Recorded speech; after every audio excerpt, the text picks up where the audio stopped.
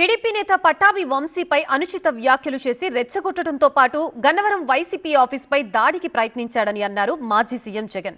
Pattabhi వ్యాఖ్యలే TDP కార్యాలయంపై దాడి ఘటనకి కారణమన్న మాజీ CM Jagan comments కి టీడీపీ నేత పట్టాభి కౌంటర్ ఇచ్చారు. వల్లభనేని వంశీని రెచ్చగొట్టింది సాక్షాత్తు ఫిబ్రవరి 19వ తారీఖున ఇదే పట్టాభి అనే వ్యక్తి. అంటే మరుసటి రోజు చంద్రబాబు గారు పట్టాభిని నేరుగా గన్నవరంకే పంపారు.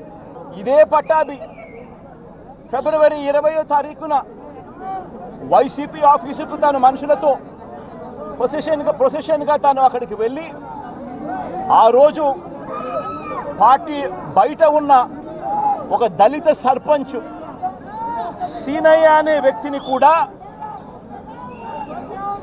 పట్టాభి వాళ్ళ మనుషులు దాడి కూడా చేయడం జరిగింది.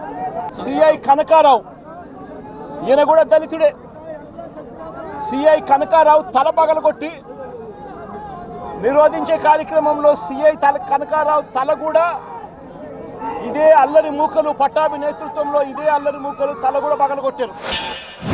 జరిగినటువంటి ఆ రోజున ఫిబ్రవరి 20, 2023న జరిగినటువంటి సంఘటనని పూర్తిగా వక్రీకరించి జగన్మోహన్ రెడ్డి గారు అరాచకాల్ని ప్రశ్నించినందుకు మా పార్టీ సీనియర్ బీసీ నాయకుడి ఇంటి పైన ఫిబ్రవరి 20వ తేదీ ఉదయం దాడి చేసి ఆయన ఇంటి బయట ఉన్నటువంటి వాహనాలని ధ్వంసం చేస్తే ఇవాళ మా పార్టీకి చెందినటువంటి ఒక బీసీ నాయకుడికి అండగా నిలబడటం కోసం గన్నవరం పోలీస్ స్టేషన్లో ఫిర్యాదు చేయడానికి వెళ్ళాం.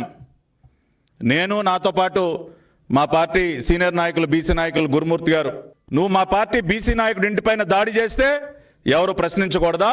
బీసీలకు రక్షణగా నిలబడటానికి ఎవరు ముందుకు రాకూడదా? నీ ప్రభుత్వ హయాంలో బీసీల కోసం, దళితుల కోసం ఎవరు పోరాడినా వాళ్ళు నేరస్తులేనా?